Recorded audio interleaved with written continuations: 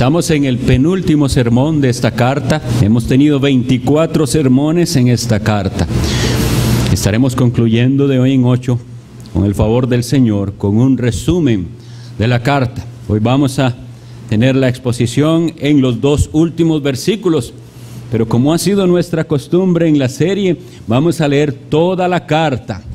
Y con esto también todos los hermanos que se han comprometido a memorizarla y que están con esta bendición de hacerlo, tenemos oportunidad una vez más de repasar. Es la carta de Judas.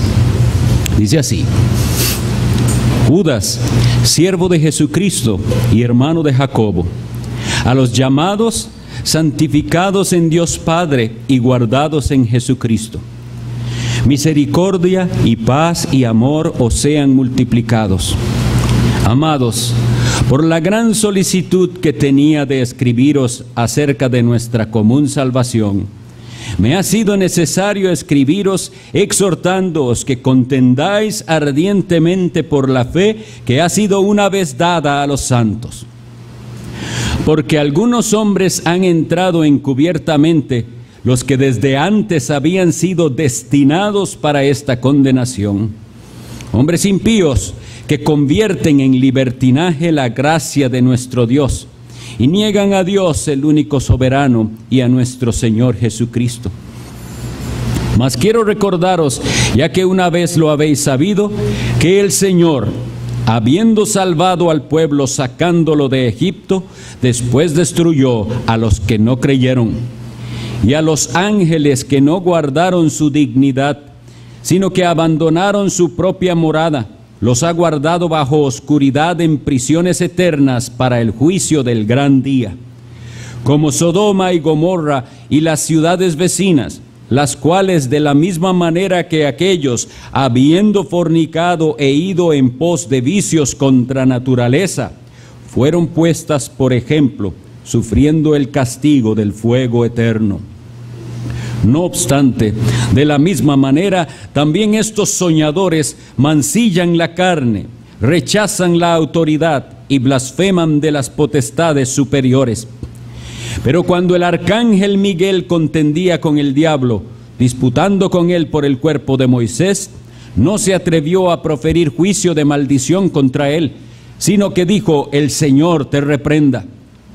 Pero estos blasfeman de cuantas cosas no conocen, y en las que por naturaleza conocen se corrompen como animales irracionales. ¡Ay de ellos! Porque han seguido el camino de Caín, y se lanzaron por lucro en el error de Balaam, y perecieron en la contradicción de Coré. Estos son manchas en vuestros ágapes, que comiendo impúdicamente con vosotros se apacientan a sí mismos. Nubes sin agua, llevadas de acá para allá por los vientos, árboles otoñales sin fruto, 2 veces muertos y desarraigados, fieras ondas del mar que espuman su propia vergüenza, estrellas errantes para las cuales está reservada eternamente la oscuridad de las tinieblas. De estos también profetizó Enoc, séptimo desde Adán, diciendo: He aquí vino el Señor con sus santas decenas de millares, para hacer juicio contra todos y dejar convictos a todos los impíos de todas sus obras impías que han hecho impíamente, y de todas las cosas duras que los pecadores impíos han hablado contra él. Estos son murmuradores, querellosos, que andan según sus propios deseos, cuya boca habla cosas infladas, adulando a las personas para sacar provecho. Pero vosotros, amados, tened memoria de las palabras que antes fueron dichas por los apóstoles de nuestro Señor Jesucristo, los que os decían: en el postrer tiempo habrá burladores que andarán según sus malvados deseos. Estos son los que causan divisiones, los sensuales que no tienen al Espíritu. Pero vosotros, amados, edificándoos sobre vuestra santísima fe, orando en el Espíritu Santo, conservaos en el amor de Dios, esperando la misericordia de nuestro Señor Jesucristo para vida eterna. A algunos que dudan, convencedlos. a otros salvad, arrebatándolos del fuego, y de otros tened misericordia con temor, aborreciendo aún la ropa contaminada por su carne. Y a aquel que es poderoso para guardaros sin caída y presentaros sin mancha delante de su gloria con gran alegría, al único y sabio Dios, nuestro Salvador, sea gloria y majestad, imperio y potencia, ahora y por todos los siglos. Amén. Bien, hermanos, llegamos a la conclusión de la epístola. Y no sé ustedes cómo lo sienten, pero a mí me parece que se fue muy rápido. Y había tanta enseñanza preciosa que nos ha dado el Señor en estos 6 meses. Bien, al concluir, yo consideré que, y por la recomendación de un hermano también, que al final era bueno tener una predicación que fuera como resumen. Entonces esa es la que vamos a tener de hoy en 8. Hoy vamos a enfocarnos en los versículos 24 y 25, llegando entonces a lo que dice ahí el título, doxología. ¿Qué es una doxología? Una doxología es una alabanza a Dios. La palabra doxa en griego significa gloria. Entonces también se le puede decir un himno de gloria. Y esto es lo que hace al concluir Judas. Una vez que ha hablado de todo lo que nos ha hablado, de la necesidad de conocer la fe santísima que nos fue dada a nosotros y que somos como creyentes responsables ante Dios, de mantenerla y de pelear contra el error y para defenderla de esos ataques, de falsas doctrinas, de herejías destructoras y de todo lo que hemos estado viendo. Después de todo eso, Él viene y hace esto que es como un himno de gloria al Señor. Y en este canto, que verdaderamente, según los estudiosos y los que saben griego, la forma en que está escrito esto en griego, por la forma en que está escrito, es muy probable que así fuera, un himno. Por los adjetivos utilizados y todo, da como la métrica para un himno que se cantara. Esto es lo que hace: exaltar a Dios en sus atributos y por medio de ellos darnos gran consuelo, como vamos a ver. Entonces lo primero que tenemos que tener claro es eso, que es una doxología. Es una alabanza a Dios, es un himno de gloria y es un estilo de canto que exalta a Dios en sus atributos. Y por ahí vamos a empezar. Estos son ejemplos. Cuando encontremos en la Biblia doxologías, porque no hay solo una. Por ejemplo, en nuestro culto de esta mañana hemos empezado cantando lo que usualmente se llama la doxología. Y la gente cree que esa es la doxología y que no hay otras a veces. Pero nosotros entendemos que hay muchas doxologías. Cualquier himno que exalte a Dios en su gloria, en sus atributos. Y otra cosa que no tiene que estar en nuestras mentes es pensar que la doxología es para el final del culto. Todo culto a Dios debe estar lleno de doxología. Y esto que leemos aquí es un ejemplo para hoy, para nosotros, para que lo que cantemos seamos cuidadosos de si son verdaderos himnos que exaltan a Dios. Lamentablemente, los compositores modernos olvidaron esto. No todos ellos, pero muchos de ellos. Y entonces las canciones de hoy en día no están basadas en Dios ni en los atributos de Dios, sino más que todo que en el hombre y en las experiencias del hombre. Tampoco quiero que piensen que no hay lugar para esto. Los salmos muchas veces hablan de las angustias del cristiano y de sus pruebas, pero las doxologías por algo están ahí y son necesarias en el culto a Dios.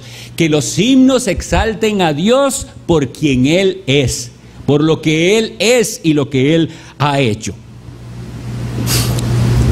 Continuamos entonces leyendo estos versículos y dice: y a aquel que es poderoso para guardaros sin caída.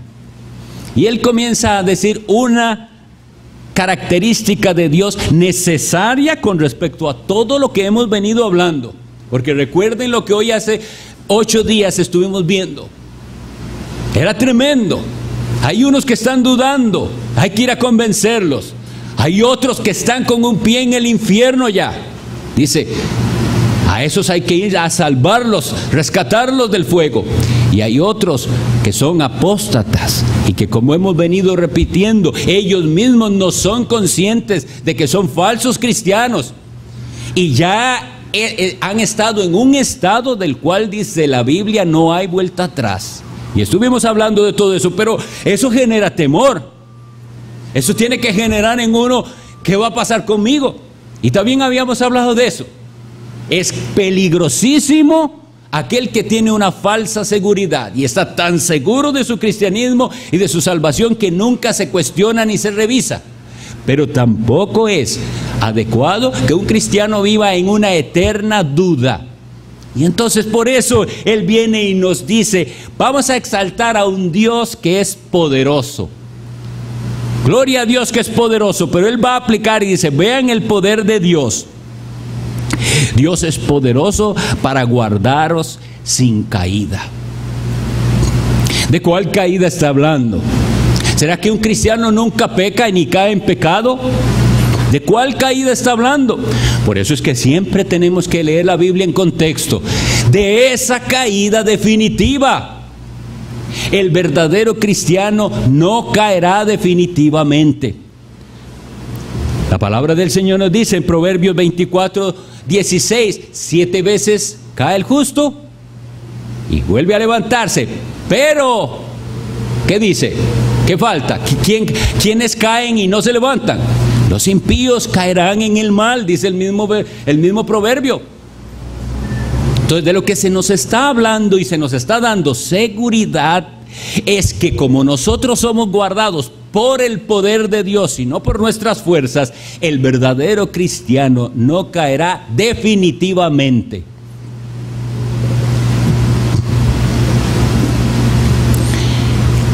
Vamos entonces a detenernos un poquito y que esto nos lleve a doxologías, a alabar a Dios por su grandeza y la maravilla de la salvación que Él nos ha dado a nosotros. Son versículos muy conocidos, pero tenemos que ir a deleitarnos en ellos hoy. Juan 6:39, unos pocos nada más veremos, por lo cual podemos exaltar a aquel que es poderoso para guardarnos. ¿Qué dice Juan 6:39? Y esta es la voluntad del Padre, el que me envió, que de todo lo que me diere no pierda yo nada, sino que lo resucite en el día postrero. Bien, es algo horrible pensar el evangelio que algunos creen y el Cristo en algunos creen que salva y después deja perder. No, Él está diciendo aquí que la voluntad del Padre, el que lo envió a Él, es que de lo que Él le da, Él no pierda ni uno solo. Y esa forma de evangelio que pierde todo su belleza, que le dice al hombre, usted puede ser salvo, pero después no sabemos qué va a pasar, si irá a perder esa salvación, es una ofensa a Cristo y a la obra de Cristo. Porque querría decir que el Padre le dio cosas a Cristo, le dio más bien las ovejas a Cristo para salvarlas, y que Él no pudo cumplir con salvarlas, que dejó perder alguna. Pero la voluntad del Padre, que era que de todo lo que Él le dio al Hijo, a Jesucristo, no pierda nada, Él la cumplió y los va a resucitar en el día postrero. Esa es la promesa. ¿En qué está basada nuestra fe? En la obra consumada de Cristo y en que Él jamás le fallaría a su Padre. Él es el ungido Mesías. También nosotros vemos en Juan 10:27, también versículos muy conocidos para nosotros. Juan 10:27 y 28. Mis ovejas, dice Cristo, oyen mi voz. Y yo las conozco y me siguen, y yo les doy vida eterna, y no perecerán jamás, ni nadie las arrebatará de mi mano. Esto es una promesa preciosa, y el cristiano ve esto y dice, alabado sea Dios. Y es una doxología, porque Él tiene ese poder, que nadie lo va a arrebatar de su mano. Pero no tan rápido vaya hacia la promesa si usted no está siguiendo al Salvador. Porque esta promesa es para los que oyen su voz y le siguen, con lo cual están demostrando que son ovejas de Cristo. No, nunca queremos que la persona vaya a la Biblia y tome las promesas lo que le conviene. Queremos que entienda primero bien para quiénes son esas promesas. Para las ovejas de Cristo, para el pueblo del pacto. Primera pausa para pensar cada uno de nosotros. Si usted piensa que es una oveja de Cristo, si usted piensa que ha sido salvado por Cristo, usted tiene que ir ahí y verse. ¿Está usted oyendo la voz de Cristo y siguiendo a Cristo? Si es así, entonces usted puede decir: Él me dio vida eterna y no pereceré jamás, ni nadie me arrebatará de las manos de Cristo. Porque en el siguiente versículo dice: mi Padre que me las dio es mayor que todos, y nadie puede arrebatarlas de las manos de mi Padre.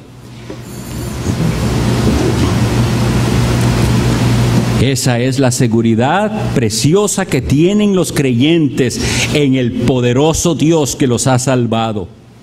Ahora veamos algunas maneras en las cuales Dios nos guarda, porque eso es lo que está prometido. Dios es poderoso para guardaros sin caída definitiva. Es decir, el cristiano pasará en la vida por terribles aflicciones, hasta por depresiones, por épocas horribles de tribulación, de desánimo, etcétera, pero nunca se quedará ahí, porque la promesa de Cristo es que nadie lo puede arrebatar. Se va a levantar de ahí. ¿Y cómo lo hace Dios? Bueno, tenemos nosotros sabemos que el Señor usa medios, y es lo que nosotros llamamos los medios de gracia, los medios por medio de los cuales el Señor extiende su gracia a su pueblo. Su palabra predicada y su Santo Espíritu. Y entonces leo para ustedes 2 de Pedro 1:10 para que vean cómo lo dice él. Para que vean que estos medios de gracia implican también algo que se genera en nosotros. Voy a leer para ustedes, tal vez desde el 8, 2 de Pedro, capítulo 1, y dice así: porque si estas cosas están en vosotros y abundan, no os dejarán estar ociosos ni sin fruto en cuanto al conocimiento de nuestro Señor Jesucristo. Pero el que no tiene estas cosas tiene la vista muy corta, es ciego, habiendo olvidado la purificación de sus antiguos pecados. Por lo cual, hermanos, tanto más procurad hacer firme vuestra vocación y elección, porque haciendo estas cosas no caeréis jamás. Entonces tenemos a aquella persona que está llena de dudas. Volviendo a lo que hablábamos hoy hace 8. Bueno, usted está tiene dudas. ¿Cómo le vamos a llegar a convencer? Con los medios de gracia. Mire las promesas de la palabra de Dios. Pero bueno, aquella persona a la que estamos hablando y que tiene dudas, se da cuenta que ni lee la palabra, ni ora, ni se regocija en las cosas espirituales. No le demos seguridad a esa persona, porque ese es de los otros que dice ahí, no tiene fruto. Pero sí podemos llegar a decirle: hermano, si usted cree al Señor y usa los medios de gracia, crea. Usted viene a exponerse a la palabra de Dios, viene con hambre de Dios, busca al Señor en oración, busca a Dios en el secreto. Entonces, con la utilización de los medios de gracia, nuestra fe se va fortaleciendo y vamos a estar seguros de esto. Por eso es que dice así: hacer firme vuestra vocación y elección. La falsa seguridad es algo contra lo cual todos debemos pelear y ayudar a otros. Recuerden que aquellas espantosas palabras que se dicen en Mateo 7 de Cristo a gente que había hecho muchas cosas en su nombre y en el día final están tan asombrados de no ser salvos, es: Señor, Señor. En tu nombre profetizamos. No se trata de eso, se trata de la fe verdadera y se trata de esa comunión con Cristo. Estas cosas, si abundan en nosotros, no caeremos jamás. Medios de gracia. Ustedes saben que nosotros tuvimos incluso un trimestre entero de las disciplinas espirituales. No podemos hablar aquí extensamente de todas ellas, pero el Señor tiene medios por los cuales Él sostiene a los suyos y los guarda. La pregunta es, ¿está usted siendo diligente en la utilización de esos medios de gracia? Porque entonces no se extrañe si llegan dudas a su vida. El otro medio en el que el Señor nos guarda, estamos hablando de los hijos de Dios, es la disciplina. Y entonces voy a leer para ustedes, o leen conmigo como gusten, la epístola a los Hebreos capítulo 12. Porque el Señor al que ama disciplina y azota a todo aquel que recibe por hijo. Estas son las palabras de Dios de cómo Él trata a los suyos. Todos los que son padres aquí, o los que somos, sabemos que es necesario el castigo y la disciplina. Si no queremos que nuestros hijos se desvíen y se tuercen y se pierdan. Dios, que es el Padre más sabio y más fiel, sabe lo mismo. Y entonces Él disciplina a los suyos. Ese es uno de los medios en los cuales Él nos está guardando de caer, por medio de la disciplina. Y si nosotros somos rebeldes, torpes, insensatos, el azote de Dios, espérelo, si usted es hijo de Dios. Porque si usted hace lo que, vive como usted quiere y toma sus propias decisiones y nada pasa en su vida, ahí sí es cierto que tiene que tener gran temor, porque Dios así no trata a los hijos de Él. Dios es muy paciente. Tampoco estoy diciendo que si uno comete un pecado o tropieza, Dios viene directamente y lo castiga, porque no es así como es Dios con nosotros. Su paciencia es muy grande, nos advierte y nos vuelve a advertir. Y usted viene, hijo de Dios, hija de Dios, a la iglesia y sabe que lo que se predicó era para usted. Ahí está Dios con su azote, pero es un azote que nadie está viendo. Usted sabe que el Señor le azotó hoy. Y va a su casa y su conciencia está triste. Dios trató conmigo. Bueno, sea sabio y atienda a eso. Porque si usted no atiende, viene otro tipo de azote de Dios. Y Dios va a sacar su pecado a la luz, y la iglesia, por medio de los ancianos, va a ir a una disciplina. Y eso va a ser también doloroso. El asunto es que Dios no deja a sus hijos sin disciplina. Y esa disciplina es una disciplina que en su amor nos guarda de caer definitivamente. Esa es la disciplina de Dios, una disciplina para el bien de nuestras almas. Si ustedes continúan leyendo ahí en Hebreos 12, después de que explica la disciplina de Dios, Él dice: por lo cual, levantad las manos caídas y las rodillas paralizadas, y haced sendas derechas para vuestros pies. Ese es el propósito, que andemos bien, que andemos en santidad, que andemos en su amor y en su voluntad. Ahora, extrañamente hay una manera que también Dios en su soberanía puede usar para guardarnos de una caída final y total. Estamos hablando de caída final y total, que para un verdadero cristiano es imposible. Pero ¿qué usa Dios? Estábamos diciendo los medios de gracia, lo cual es algo muy amplio de estudiar, pero lo hemos estudiado en otras ocasiones. Segundo, la disciplina. Y viene un tercero, es incluso permitiendo caídas temporales en pecado. Hay muchos casos en la Biblia, pero recordemos el de Pedro, que él estaba tan seguro, tan seguro: hasta la muerte iré, mi vida daré por ti. Tu vida darás por mí, le dice el Señor. De cierto te digo que hoy no cantará el gallo 3 veces si ya me has negado. Más bien, no cantará el gallo antes que me hayas negado 3 veces. La Biblia nos dice que él después lloró amargamente. ¿Ustedes creen, hermanos, que Dios permitió esto para guardar a Pedro de una caída final? Claro que sí.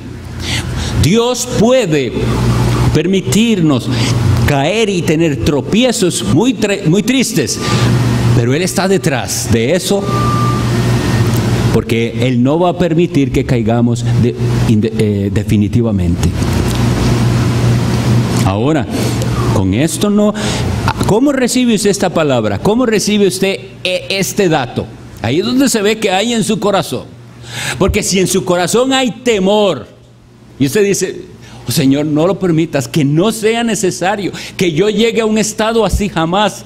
Líbrame con temor, con pavor de pecar contra el Señor. Usted es de Cristo. Pero si usted dice: usted es flojo con respecto al pecado, no se duele del pecado y simplemente lo toma excusa y dice: yo escuché que dijeron que hasta eso usa Dios para mi santificación y para sostenerme. No, usted no es cristiano. Así no actúa un cristiano. Un cristiano odia el pecado porque el pecado le separa de Cristo. Por eso es que lo odiamos. Y clamamos deseando el día de la glorificación en que Dios Todopoderoso quitará eso para siempre de nosotros. Ya no pecaremos más.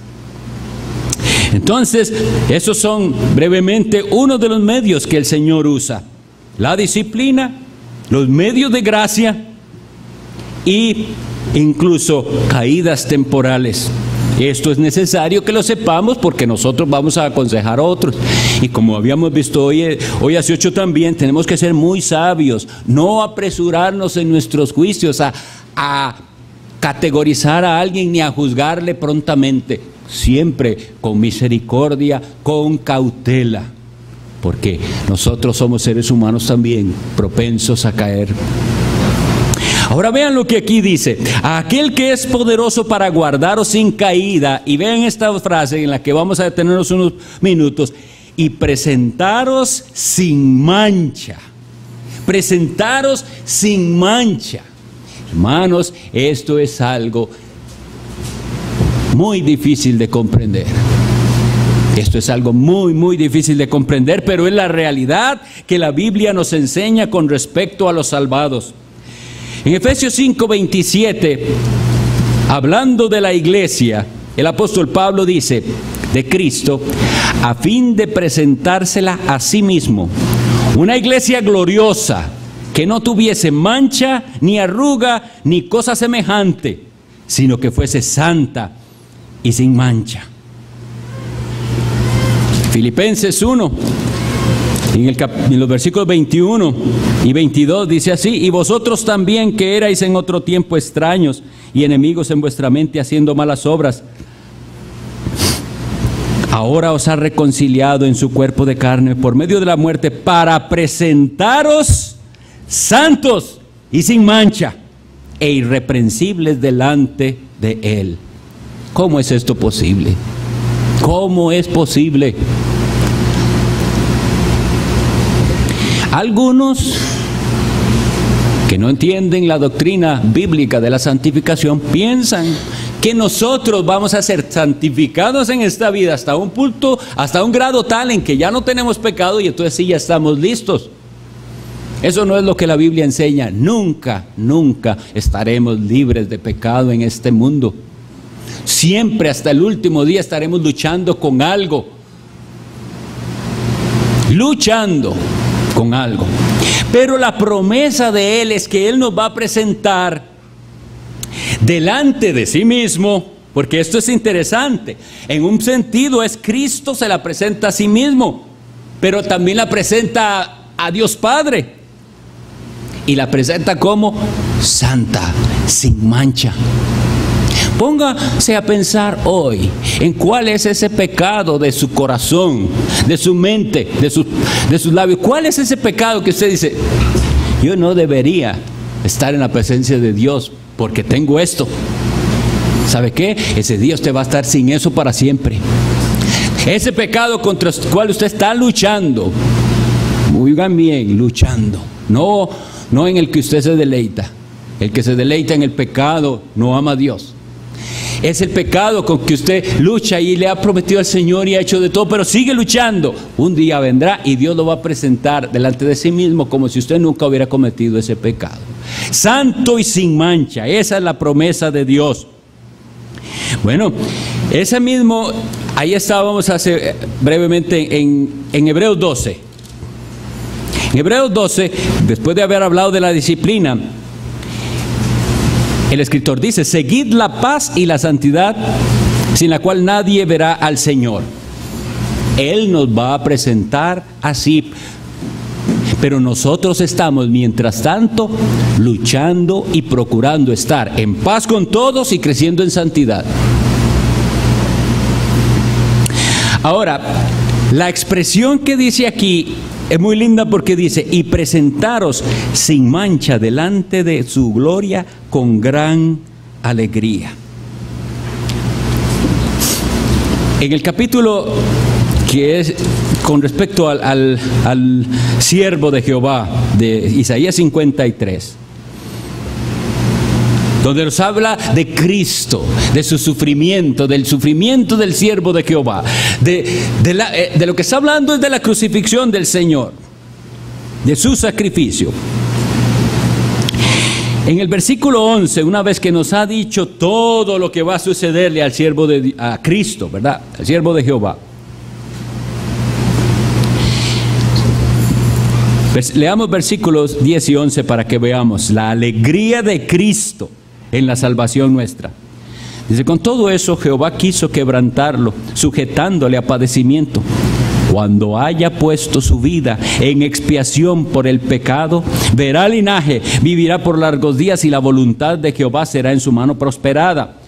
Verá el fruto de la aflicción de su alma y quedará satisfecho.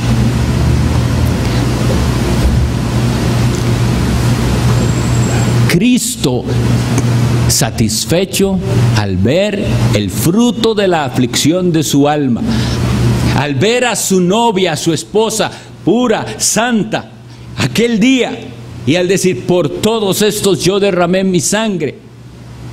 Es como valió la pena. Nada de lo que Cristo hizo fue en vano.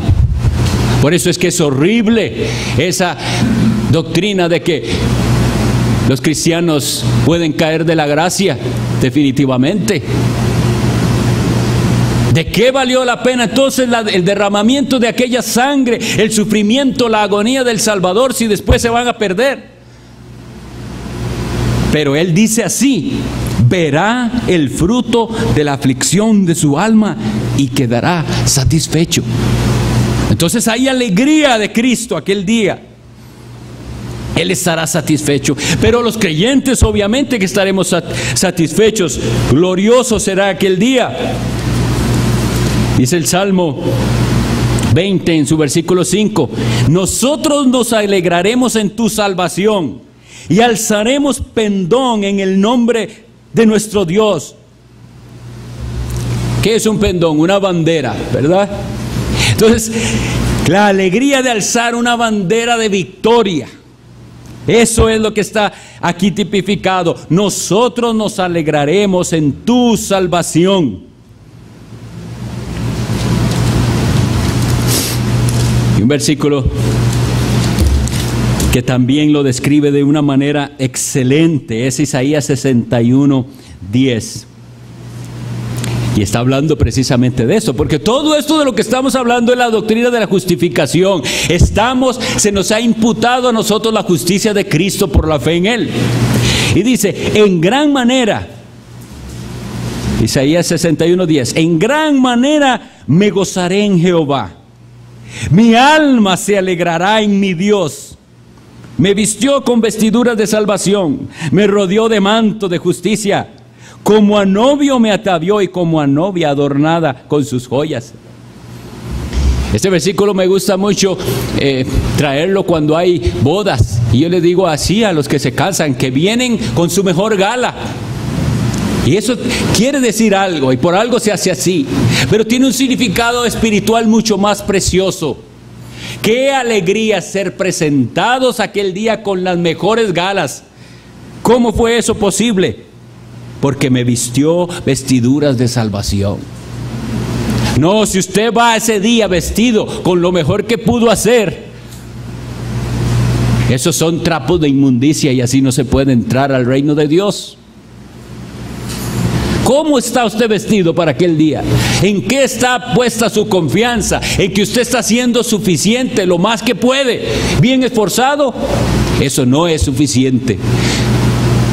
Si usted no ha sido vestido con estas vestiduras de salvación, no tiene esperanza para aquel día. Más bien, dice la parábola de Cristo, que llegará el rey y le dice: ¿y usted qué hace aquí, que no está vestido de bodas?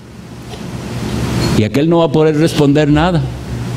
Y dice: echadle en las tinieblas de afuera.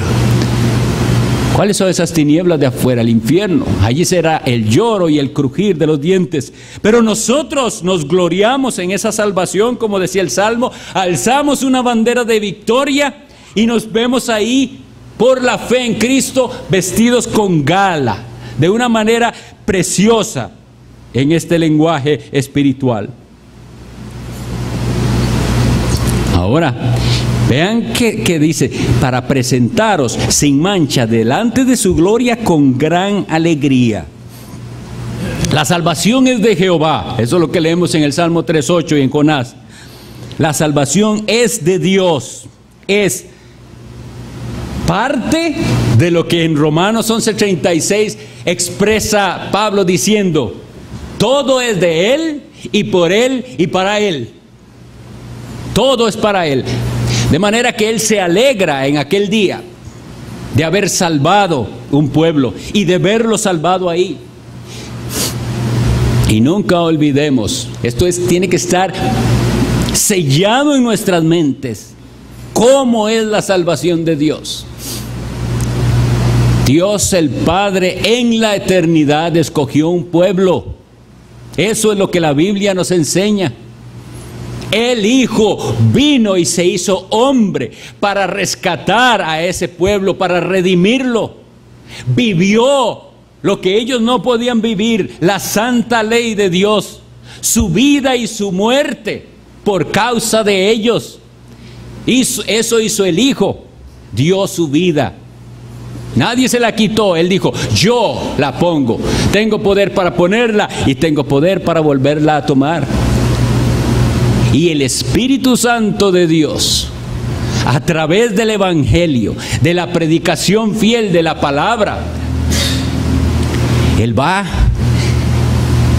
y le da vida a los muertos y los hace ver al Salvador que ellos necesitan, y los hace ver que sin ese Salvador no tienen esperanza, y entonces ellos corren al Salvador Jesucristo. Y en todo esto, de principio a fin, Dios es glorificado.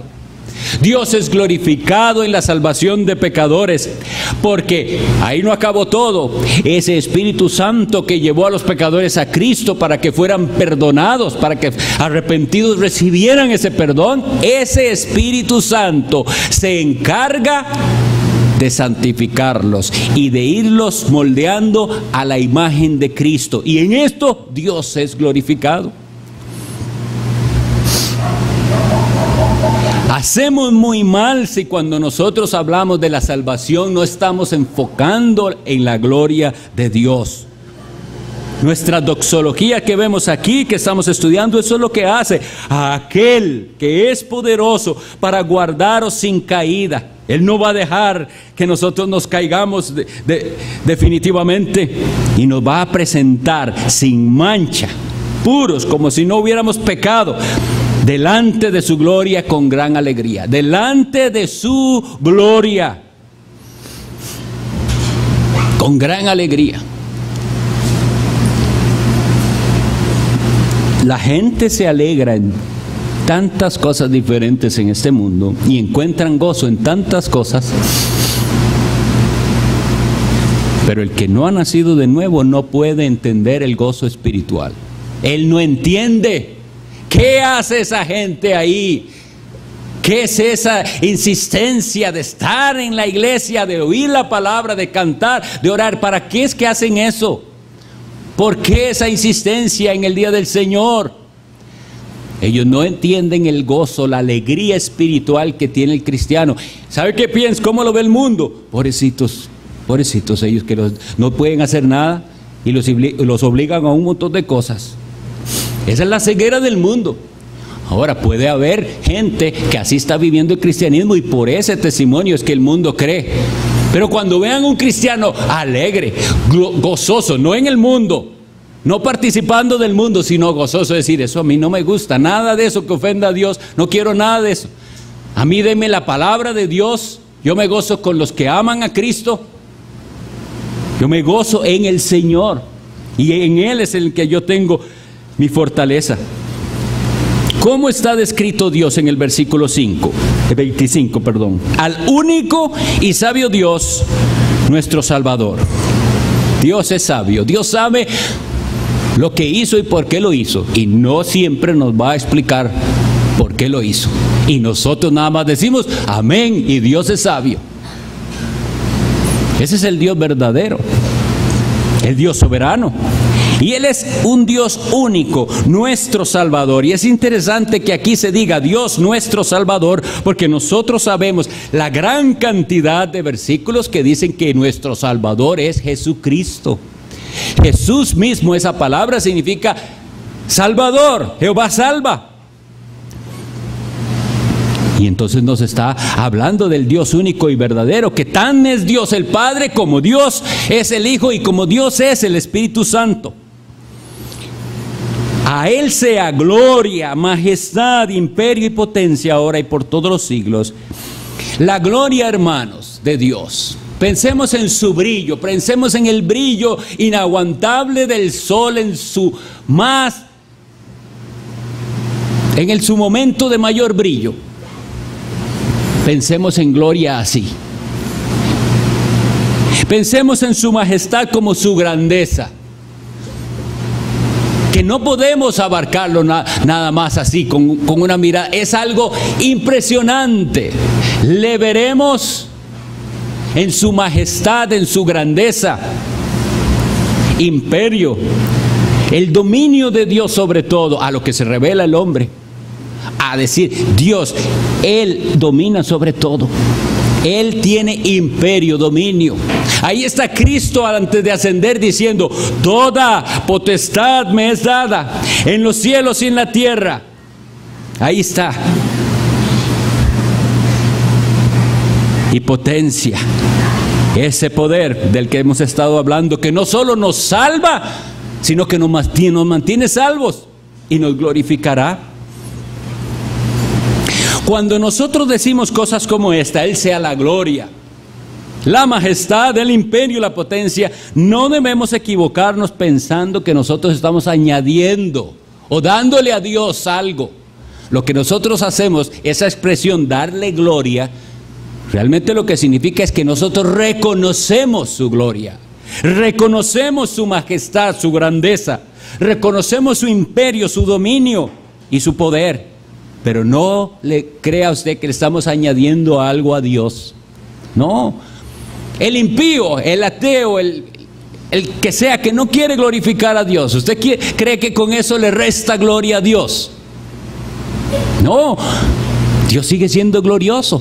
Y un día, dice la Biblia, vendrá donde ese que no quiso darle gloria a Dios ahora se arrodillará y reconocerá que Jesús es el Señor para gloria de Dios Padre. La pregunta es, ¿cuánto piensa usted en ese día? ¿Cuánto está en sus pensamientos? En este momento que lo estamos hablando, ¿tiene usted la capacidad de imaginarse? Vendrá el día en que toda rodilla se doble y reconozca su gloria y su majestad, la de Jesucristo. Y si aquí en esta vida no dobló sus rodillas ante el Salvador Jesucristo, aquel día lo va a hacer. Porque tendrá que hacerlo, pero ya no habrá salvación. Vamos a concluir con unas breves aplicaciones.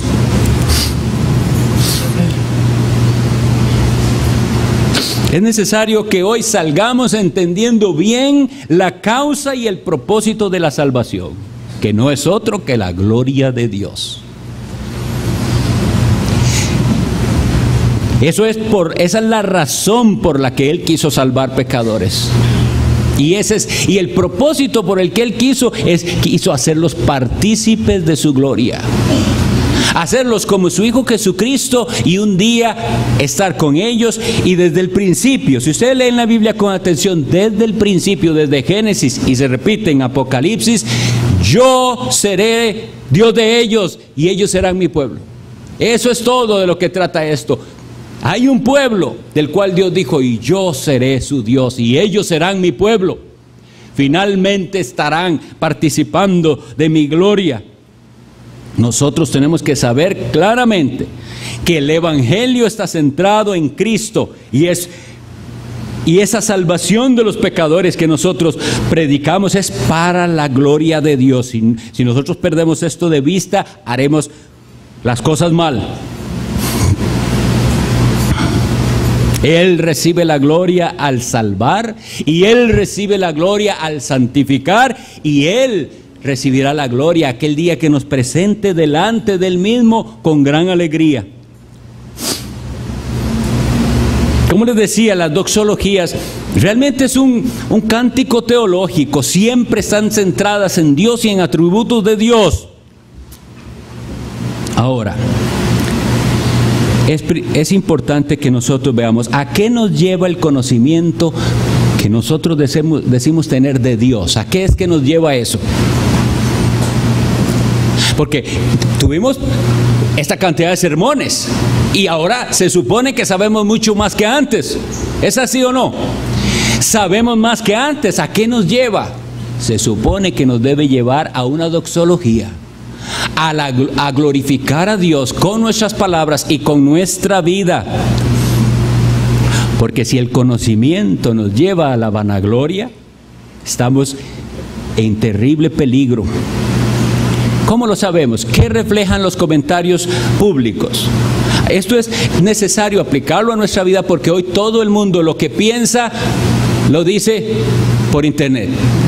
Y entonces piense y analice eso que usted está compartiendo, que se supone que es producto de su conocimiento. ¿Usted lo está haciendo para la gloria de Dios o para la gloria suya? Para que vean que usted sabe mucho.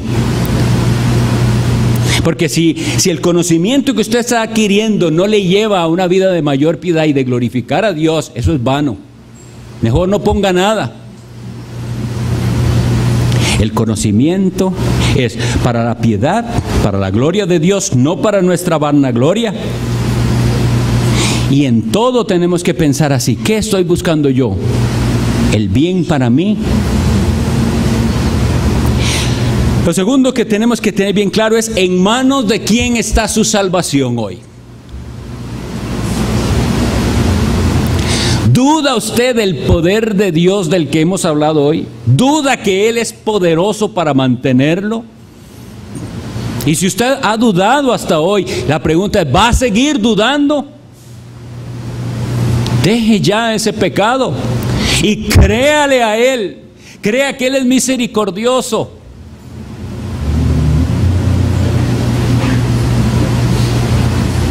Y lo último, aquí habla, esa palabra es tan linda, alegría. Para mí es tan bonita esa palabra, alegría. Nosotros debemos hacer todo con alegría. Y con alegría va a presentar Cristo a los santos el día final. Pero el asunto es, hoy hay que tener esa alegría. Usted se regocija, se alegra en la salvación. ¿Cuál es el motivo de su alegría? Haga una revisión. ¿Qué le lleva a usted a estar contento? Nosotros sabemos cómo es el mundo. Hoy hace 8 que había un partido en Tibás. Los que venían conmigo sabían. Iba la gente eufórica, con banderas, nos pasaban por encima del carro casi. Esa es la alegría. Es una alegría, es una euforia. Bueno, está bien que se alegra. El asunto es comparemos. ¿Usted se alegra de saber que Cristo es su Salvador? Y puede levantar, como leíamos en ese salmo, una bandera más grande que todas esas y decir, gloria a Dios que tuvo misericordia de mí, que me perdonó. que me rescató, que me cambió mi corazón duro, insensible, que me cambió un corazón que amaba el pecado y amaba al mundo, y ahora no quiero nada de eso, solo quiero a Cristo. Usted será uno de los que Dios va a decir que los presenta delante de Él con gran alegría, o usted será uno de los que se van a llevar una gran sorpresa el día final. Y aquel que es poderoso para guardaros sin caída y presentaros sin mancha delante de su gloria con gran alegría, al único y sabio Dios, nuestro Salvador, sea gloria y majestad, imperio y potencia, ahora y por todos los siglos. Amén. Ahora y por todos los siglos. No se haga ilusiones que usted va a estar dándole gloria por los siglos y hoy no le está dando gloria. Eso comienza aquí, ahora. Oremos.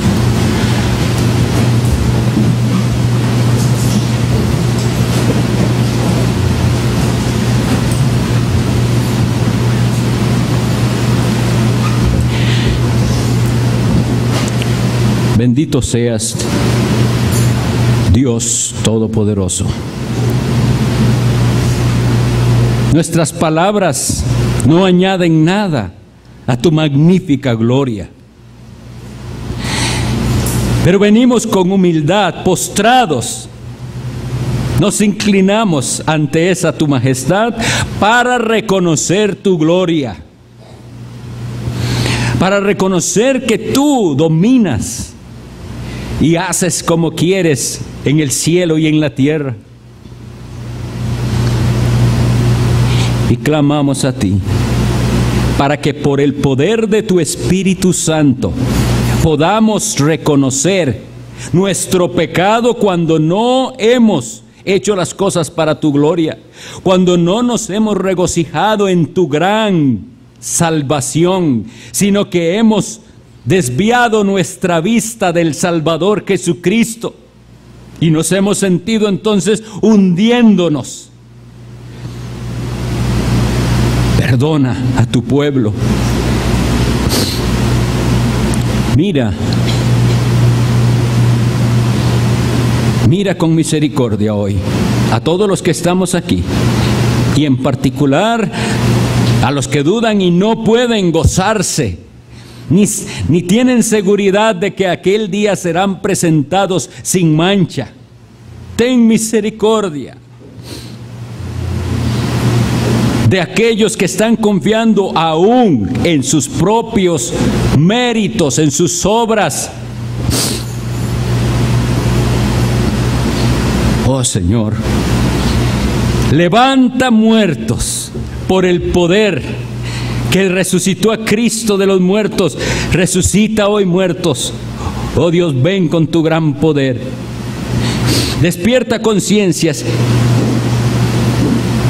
y que todos podamos hoy, refugiados en Cristo y confiando solo en su mediación y en su obra perfecta, rendirte a ti honra, gloria, alabanza para siempre. Amén.